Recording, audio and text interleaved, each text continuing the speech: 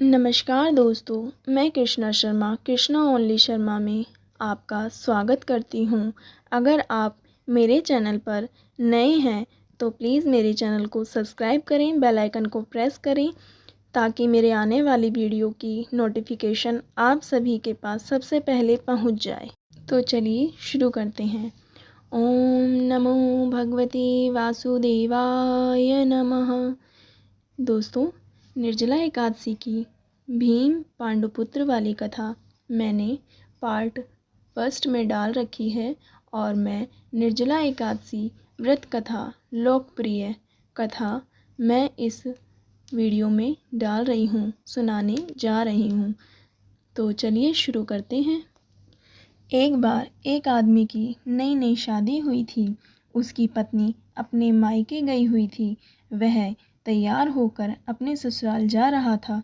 रास्ते में उसने एक गाय को तालाब के पास जाते हुए देखा। गाय पानी पीने के लिए वह तालाब में उतर गई, लेकिन कीचड़ ज़्यादा होने की वजह से वह बाहर नहीं निकल पा रही थी।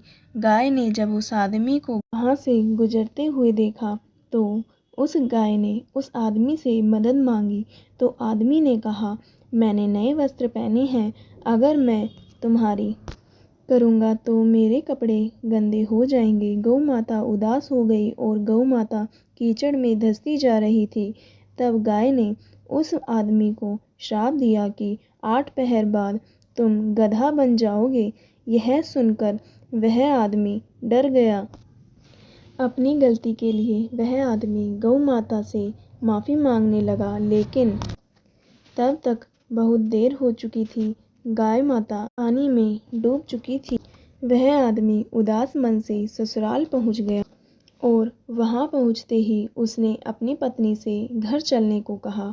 उसके सास ससुर उसे रोकने की कोशिश करते हुए बोले कि अभी तो आप आए हैं, एक रात तो कम से कम रुको। फिर पत्नी ने कहा, सब इतना कह रहे हैं तो आप क्यों नहीं रुक जाते।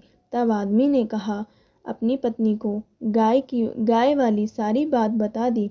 यह सब सुनकर उसकी पत्नी उसी समय अपने पति के साथ अपने घर वापस आ गई।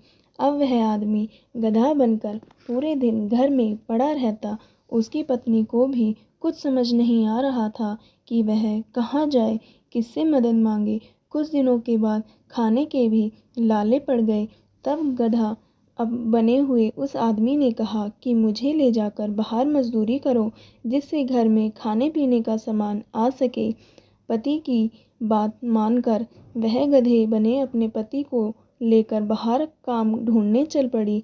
वहीं पर नगर का राजा महल के बाहर यात्रियों के लिए कुआं खुदवा रहा था। कुएं से निकली मिट्टी को दूर फेंकने का काम उस औरत को मिल गया। वह औरत मिट्टी अपने सर पर रखकर ही फेंकने के लिए जाती। यह देखकर वहाँ काम करने वाले बोले कि तुम्हारे पास तो गधा है, फिर तुम यह मिट्टी अपने सर पर रखकर क्यों फेंकने जाती हो। तुम यह मिट्टी गधे की पीठ पर लाद कर क्यों नहीं ले जाती। यह सब सुनकर वह औरत उन सब के सवालों का जवाब दिए बिना ही वहाँ से निकल जाती और अपना काम करती रहती। वहाँ का राजा अपने आंगन से कुएं का काम देखता था और उस औरत को भी मजदूरी करते हुए भी देखता था, और यह सब राजा को भी अजीब लगता था। इसी प्रकार जब कुछ दिन बीत गए तब राजा की उत्सुकता बढ़ गई। राजा ने उस औरत को बुलाने के लिए अपने सिपाही भेजे, और जब वह औरत राजा के दरबार में आई तो राजा ने कहा, उस औरत से पूछा कि मैं तुम्हें रोज़ देखता हूँ, तुम कभी भी इस गधे से मजदूरी नहीं कराती हो, खुद ही अपने सर पर रखकर मिट्टी गिरा के आती हो। तब वह औरत बोली कि महाराज, यह कोई गधा नहीं है, यह मेरे पति हैं।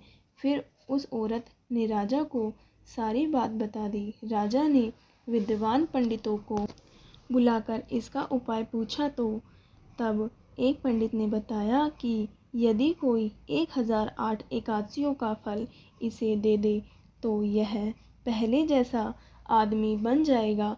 तब राजा ने अपने सैनिकों को अपने नगर और आसपास के नगरियों में भेजा, तो किसी ने भी 1008 एकादशी नहीं की थी।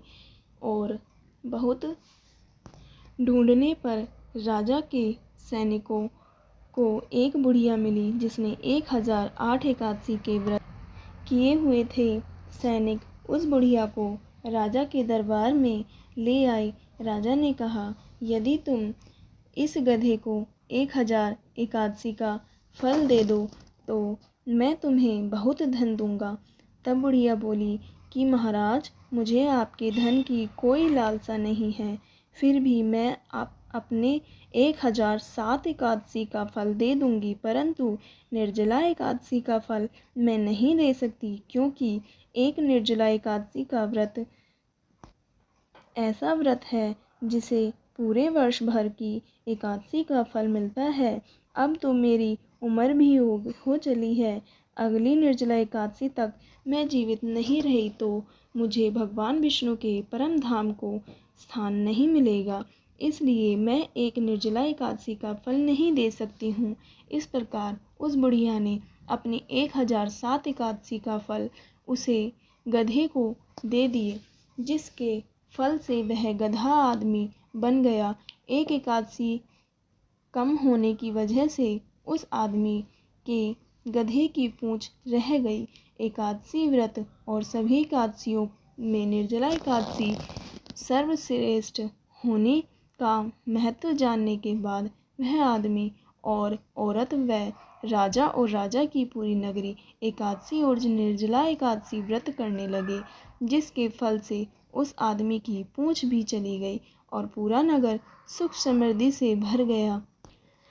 बोलो विष्णु भगवान की जय, एकादशी मैया की जय। यदि आपको मेरी वीडियो अच्छी लगी हो तो कमेंट बॉक्स में ओम नमो भगवते वासुदेवाय नमः लिखना ना भूलें। चैनल को सब्सक्राइब, शेयर, लाइक करना ना भूलें। धन्यवाद।